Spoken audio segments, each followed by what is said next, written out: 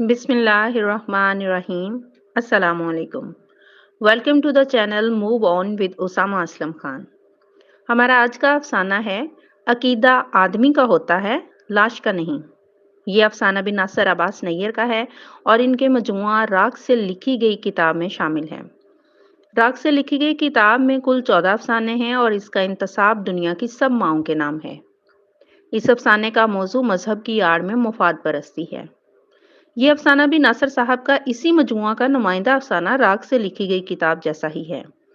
اس افسانے میں نئی سوچ، افکار، عقل، سمجھ، شعور رکھنے والوں کو حاکم وقت اپنے لیے خطرہ سمجھتے ہیں۔ یہاں موضوع بحث ایسی نعش کی تدفین ہے جو لخاری تھا۔ اس کی تحریریں لوگوں میں بغاوت نہ پیدا کر دیں، کہیں لوگ مذہبی نوٹنکی لوگوں کی اصل حقیقت سے واقف نہ ہو جائیں، اس لیے جلا دی جاتی ہے۔ ان کتابوں کو جلانے کا مقصد اور اس کی لاش کو جلانے کا مقصد اس ذہنیت کو جلانا ہے جو ان مذہبی نام نہاد ٹھیکیداروں کے اصل مفاد سے واقفیت پا چکے ہیں۔ اب یہاں گاؤں کے اس خلیفہ کو خطرہ ہے کہ اس کی تحریریں پھیل کر اذہان کو وسعت نہ دے دیں تو وہ کتابوں کو شیطانی تحریریں بتاتا ہے۔ خلیفہ کے نزدیک جرم صرف وہی ہوتا ہے جس سے اس کے تخت کو خطرہ ہوتا ہے۔ یہ کہانی ہے ایسے لخاری کی جو حکایات لکھنا سبق آموز کہانیاں لکھتا تھا۔ چوک میں کھڑے ہو کر ایک دن کہتا ہے، جس کے کندھوں پر لاکھوں جانوں کا بوجھ ہو اسے رات کو نیند نہیں آتی۔ لوگ سمجھتے ہیں اس نے بہت بڑے جرم کا اعتراف کیا ہے، حالانکہ وہ اشارہ خلیفہ وقت کی طرف کر رہا تھا، لیکن لوگوں کا چھوٹا ذہن اس بات کو سمجھ نہیں پایا۔ لوگ اس بات کا سمجھے کہ یہ اعتراف کر رہا ہے کہ اس نے لاکھوں کی جان لی ہے۔ لوگوں کے نزدیک اس کے جرموں کی فہرست طویل ہے اور اس جرم جو ہیں وہ سنگین بھی ہیں، کیونکہ اس وقت کا جو قاضی ہے وہ اپنے خلیفہ کے مشورے کے ساتھ یہ فیصلہ رقم کرتا ہے کہ اسے زہر کے ذریعے موت دے دی جائے، اور لوگوں کے نزدیک زہر سے موت بھی کم تکلیف دہ موت ہے۔ وہ سمجھتے ہیں اس سے بھی تکلیف دہ موت ہونی چاہیے اور اسے دفنایا نہیں جانا چاہیے۔ وہ رات کو دفنائے گئی اس کی قبرستان میں اس کی نعش کو نکالتے ہیں اور جلاتے ہیں، اور اس کے لیے باقاعدہ شیخ سے فتویٰ لیتے ہیں، اور شیخ اپنی پرجوش تقریر کرتا ہے کہ یہ پلید جسم اس کا ہمارے قبرستان میں جہاں نیک روحیں ہیں ہمارے بڑوں کی، وہاں ان کی روحوں کو تکلیف دے رہا ہے۔ اس ناپاک جسم کو یہاں سے نکالا جائے اور اسے جلا دیا جائے۔ اس کے لیے سوچتے ہیں کہ ہم اس ناپاک کو ہاتھ کیسے لگائیں گے۔ یہ تجویز سامنے رکھی جاتی ہے کہ کفن کو صرف پکڑیں گے اور نوجوان لڑکے پکڑیں گے، اور نوجوان لڑکے جو ہیں وہ پھر کلمہ طیبہ پڑھتے ہوئے اپنے آپ کو پاک بھی کر لیں گے۔ اور جرم اس کا صرف اتنا تھا کہ اس نے شعور بیدار کرنے کی کوشش کی، لوگوں کے آنکھیں کھولنے کی کوشش کی، ایسی کہانیاں لکھیں جس سے بتایا کہ تم لوگ اصل میں غلط ہو۔ لوگوں کو یہ لگا کہ یہ ہماری اصل پہ بات کرنے والا کون ہوتا ہے، یہ ہماری اصل کو غلط کہنے والا کون ہوتا ہے۔ چوک پہ کھڑے ہو کر اپنی کتاب کا ایک صفحہ جیسے ہی اس نے پڑھا کہ جس کے کندھے پر لاکھوں جانوں کا بوجھ ہے، اسے رات کو نیند نہیں آتی، بس یہیں سے خلیفہ نے سوچ لیا کہ اس پر جو ہے فتویٰ لگا دینا چاہیے، یہ تو شیطان کی باتیں لکھتا ہے۔ اسے قبر سے بھی نکال دیا جاتا ہے، اس کے نعش کو رون دیا جاتا ہے، جلا دیا جاتا ہے۔ اب فیصلہ کیا جاتا ہے کہ اس کی تمام تر کتب کو اکٹھا کیا جائے، کہیں یہ پھیل کر بغاوت نہ لے آئیں، انہیں بھی جلایا جائے۔ یہ خلیفہ کا اس وقت کا فیصلہ ہے۔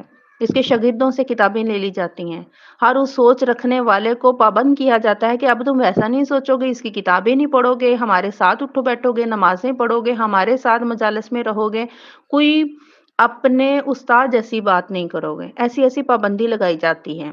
لوگ بہت فخر سے بتاتے ہیں کہ ہم نے ان بد عقیدہ لوگوں کو راہ راست پر لانے کے لیے یہ بہت عمدہ کام کیا کہ ان کے گھروں کو جلا دیا ہے، ان کے ناپاک وجود سے ہماری بستی پاک ہو جائے، ہم نے یہ بہت عمدہ کام کیا ہے۔ ایک نوجوان جوش سے کہتا ہے کہ اس کی لاش کو نکال کر جلایا بھی نہ جائے، کتوں کے آگے پھینک دیا جائے، جبکہ دوسرا نوجوان کہتا ہے اس طرح تو ہماری بستی کے کتے بھی ناپاک ہو جائیں گے۔ یہاں تک ان کے دماغ جو ہیں وہ عقل و شعور سے خالی ہیں۔ اس بستی میں اس کا جرم یہ ہے کہ اس نے خلیفہ وقت ہونے کے باوجود خود سوچنا شروع کیا، اور لوگوں نے یہی کہا یہ تو شیطان سے زیادہ ذہین ہے۔ ذہین لوگوں سے زیادہ کوئی خطرناک نہیں ہوتا، جو خود سوچتا ہے وہ شر پھیلاتا ہے۔ خلیفہ اور اس کے دربار میں موجود عالموں کے ہوتے ہوئے جو سوچتا ہے وہ شر پھیلاتا ہے۔ اس کے شر سے بچنے کا ایک ہی طریقہ ہے کہ اسے سوچنے ہی نہ دیا جائے۔ یہ بہت عمدہ بات ہے جو افسانے میں لکھی گئی اور بتاتی ان لوگوں کی ذہنیت کے بارے میں کہ وہ ایک نئی سوچ رکھنے والے انسان کو سوچنے ہی نہ دینے کی پابندی لگاتے ہیں۔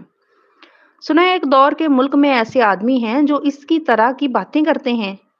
آپ سب اس بات سے اتفاق کریں گے کہ یہ بھی وہیں سے آیا ہوگا۔ اس نے وہاں کی سیر کی ہوگی، جبھی تو وہ ہم سے مختلف ہیں۔ جو بھی ان سے مختلف نظر آئے گا، نئی سوچ والا انسان آئے گا، یہ اسے جلا دیں گے، ختم کر دیں گے۔ یہ کس بستی کے لوگ ہیں جو سوچ پر پابندی لگانا چاہتے ہیں؟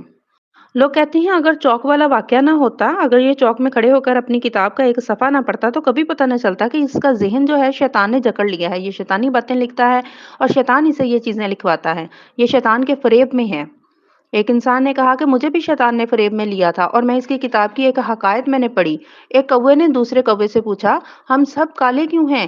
دوسرے کوے نے کہا، تو ضرور کسی ایسے دیش سے ہو کر آیا ہے، یہاں سفید کوے بستے ہیں۔ پہلا بولا، تجھے کیسے معلوم؟ دوسرے نے جواب دیا، دوسروں کو دیکھے بغیر ہمیں اپنی اصل کا پتہ نہیں چلتا۔ پہلے تو پوچھا، یہ علم تجھے کیسے حاصل ہوا؟ دوسرا بولا، میں اس دیش سے ہو کر آیا ہوں جہاں کے سب کوے سفید ہیں، مگر میں چپ رہا۔ پہلا اس بات پر بھی چپ نہ رہ سکا، پوچھا، تو اتنی بڑی بات جان کر کیسے چپ رہا؟ اس پر دوسرے کوے نے کچھ دیر خاموشی اختیار کی اور پھر بتایا کہ میں نے پہلے آدھی بات بتائی، آپ پوری بات سن۔ یہ سچ ہے، دوسروں کو دیکھے بغیر ہمیں اپنی اصل کا پتہ نہیں چلتا۔ یہ بھی سچ ہے کہ دوسروں کو دیکھ کر ہم اپنی اصل پر شرمندہ بھی ہوتے ہیں، جیسے تو۔ وہ ہمیں ہماری اصل سے شرمندہ کرتا ہے۔ یہ وہ حقائق تھی جو اس کتاب کی اس لڑکے نے پڑھی اور بتاتا ہے اور اس پر تبصرہ کرتا ہے، وہ ہمیں ہماری اصل سے شرمندہ کرتا تھا۔ ایسے بد نیت لوگوں کی جو لاش ہے وہ قبر سے نکال دینی چاہیے۔ ہم نے اس کی لاش کو قبر سے نکال کر بڑا نیکی کا کام کیا ہے۔ خلیفہ کے حکم سے اس کی ساری کتابیں جمع کر لی گئی ہیں، اب ان کے بارے میں جلد فیصلہ ہوگا۔ وہاں کچھ اچھی سوچ رکھنے والے لوگوں نے مطالبہ کیا کہ اس کی جو ہر چیز کی قیمت ہوتی ہے تو آپ مجھ سے اس لاش کی منہ مانگی قیمت لے لیں۔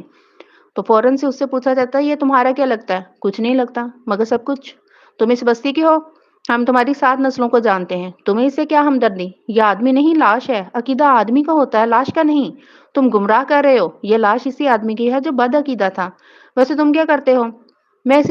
تم اس کا کیا کرو گے؟ میں اسے کسی ہسپتال کو دے دوں گا جہاں طب کی تعلیم دی جاتی ہے، طالب علموں کا بھلا ہوگا۔ تم اگر اس بستی کے نہ ہوتے تو تمہیں اس قبر میں اس کی جگہ دفن کر دیتے۔ اسی وقت شیخ صاحب گرجے اور انہوں نے جو ہے اس بد عقیدہ آدمی کے بارے میں یہی فیصلہ کیا، اسے کسی قیمت پر بھی اس کے حوالے نہ کیا جائے اور اسے جلا دیا جائے۔ قبر میں یہ اس کی روح جو ہے ہمارے بڑوں کی نیک روحوں کو بد عقیدہ انسان کی یہ روح جو ہے وہ تنگ کرے گی۔ ایک لاش میں کیا برائی ہو سکتی ہے؟ ایک لاش کا کیا ہی عقیدہ ہو سکتا ہے؟ مگر یہ سوچ یہ نہ رکھ سکے۔ لوگوں کے خیال میں یہ 4 جماعتیں پڑھ کر پاگل ہو گیا۔ موت سے بڑی اور کیا سزا ہو سکتی ہے، لیکن یہ موت کے بعد بھی اس کو سزا دینے پر تلے ہیں۔ موت کے بعد اس کی لاش سے بھی یہ خوف زدہ ہیں کہ پتہ نہیں اس کی لاش جو ہے وہ کیا اگل دے گی جس سے انہیں شرمندہ ہونا پڑ جائے گا۔ جیسے جیسے وہ اس کی کتاب سے واقفیت حاصل کیے جاتے ہیں، اس کو اس لاش پہ بھی غصہ آتا ہے، ان سب لوگوں کو اس لاش پہ بھی غصہ آتا ہے۔ اس کے کچھ شاگردوں نے توبہ کر لی اور توبہ اس شرط پر قبول کی گئی کہ وہ آئندہ ساری زندگی کوئی کتاب نہیں لکھیں گے، کسی مجلس میں گفتگو نہیں کریں گے، بقیہ زندگی صرف نیک لوگوں کے مجلس میں بیٹھ کر چپ چاپ بسر کریں گے، علماء کی کسی بحث میں حصہ نہیں لیں گے۔ ایک درباری نے خلیفہ سے عرض کی کہ انہیں معاف کیوں کیا ہے؟ خلیفہ خلاف معمول طیش میں آنے کے بجائے مسکرایا اور کہا، معاف کہاں کیا ہے؟ اسے کڑی سزا ان کے لیے کیا ہو سکتی ہے؟ درباری بھی بندر کی طرح مسکرا دیا، پر اسے پوری بات سمجھ نہ آئی۔ خلیفہ نے اپنے فرمان پر خاص طور پر یہ بات درج کرائی تاکہ کوئی شک نہ رہے، جو شخص ایک بار دوسروں کی باتوں کو ماننے کے بجائے ان پر جرح کی عادت ڈالتا ہے وہ اس سے باز نہیں رہ سکتا۔ جس طرح اس نے چوک میں کھڑے ہو کر چیلنج کیا، چوک میں کھڑے ہو کر جرح کی، اسی طرح ہو سکتا ہے اس کے شاگرد بھی کل کو جرح کریں اور اس جرم کا مرتکب ہوں، اور بنا جرم کے وہ اس وقت ان پر کوئی فیصلہ نہیں کرنا چاہتا تھا۔ اور ایک شاگرد کے لیے، ایک علم والے کے لیے اس سے بڑی سزا کیا ہوگی کہ وہ کتاب لکھ نہیں سکتا، پڑھ نہیں سکتا، اس پر بات نہیں کر سکتا، دوسروں کو شعور نہیں دے سکتا، وہ نبینا شہر میں بنا ہوتے ہوئے بھی نبینا بن کر رہے۔ اس سے بڑی سزا ان کے لیے اور کیا ہی ہو سکتی تھی۔ مفاد پرست لوگ مذہب کو آڑ بنا کر اپنے مقاصد یوں ہی حاصل کر لیتے ہیں۔ یہ خارجیت پسند مادہ پرست خلیفہ جان گیا تھا زہر سے مرنے والا اصل میں کس کے کندھوں اور کن مرنے والوں کی بات کر رہا تھا۔ یہ تو ایک تھا، اسے تو وہ مار دیا۔ اب اس کے شاگردوں سے بھی کتابیں لے لی۔ ان کتابوں نے اس ایک کو شعور دیا۔ وہ مذہب بیچنے والوں سے جرا کرنے لگ گیا۔ اب ایسا کوئی اور سر نہ اٹھے، ان کے لیے خطرہ نہ بنے، اس لیے ان کتابوں کو اکٹھا کیا گیا، جلایا گیا۔ یہاں ایک ایک کتاب جلائی جاتی اور جشن منایا جاتا۔ خلیفہ یہاں پڑھ پڑھ کر یہ کتابیں نہیں بتا رہا تھا کہ کیونکہ اسے لگتا تھا کہ میری عزت اس سے کم ہوگی اگر میں لوگوں کو جواز پیش کروں گا۔ اس ایک بات کی وجہ سے میں یہ کتاب جلا رہا ہوں، اس دوسری بات کی وجہ سے میں یہ دوسری کتاب جلا رہا ہوں۔ وہ ایسا کوئی بھی جواز لوگوں کے سامنے نہیں رکھتا تھا، جبکہ اس بستی کے احکام کل کا اختیار لوگوں ہی نے تو اسے دیا ہے۔ پھر وہ کیوں بتائے کہ میں کون سی کتاب کیوں جلا رہا ہوں؟ متعصب پسند لوگ اچھے عہدے پر پہنچ جانے والوں کے بارے میں خیال کرتے ہیں کہ وہ بدعقیدہ ہو گئے ہیں، آخرت خراب کر لی ہے۔ آخرت میں تو عقیدے کی بات ہوگی، عہدے کی نہیں۔ ان کے خیال میں اپنے آپ میں سدھار لانا بھی معیوب بات ہے۔ اپنی سوچ اپنی فکر کو لکھ کر پھیلانے والا ان کے تخت کے لیے خطرہ ہے۔ اسے وہ شر پھیلانے والا کہہ رہے ہیں۔ اس کی عقل اور سمجھ پر پابندی لگانے کا خیال خلیفہ کو آتا ہے۔ ناصر عباس نیر لکھتے ہیں کہ ان متعصب پسند لوگوں نے، جنہوں نے جرا کرنے والوں کو اس کے نہ کردہ گناہوں کی سزا دیتے ہوئے ایسے انجام پہ پہنچایا ہے جس پر وہ فخر محسوس کرتے ہیں، اور اس کے باپ کو دلاسا دیتے ہیں کہ آپ صبر کیجئے، آپ کا کوئی قصور نہیں ہے، آپ 5 وقت ہمارے ساتھ نماز پڑھتے ہیں، ہم صرف اس لاش کو جلانا چاہتے تھے جو رات کے اندھیرے میں دفن کی گئی تھی۔ اب ایک بوڑھا باپ ان کو کیا ہی بتائے کہ میرا بیٹا ضدی تھا، وہ اپنی عقل سے بات کرتا تھا اور اپنی سمجھ شعور سے سوچتا تھا۔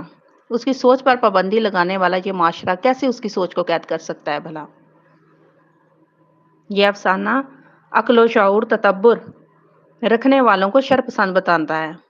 یہ افسانہ بتاتا ہے کہ لوگ کتنی چھوٹی سوچ رکھتے ہیں۔ ان متعصب پسند مذہب کے نام نہاد ٹھیکیدار مذہب کی آڑ میں اپنے مفاد لے رہے ہیں، اپنے تخت کو کوئی نقصان نہ پہنچے، اسی کوشش میں ہیں یہ۔ شکریہ۔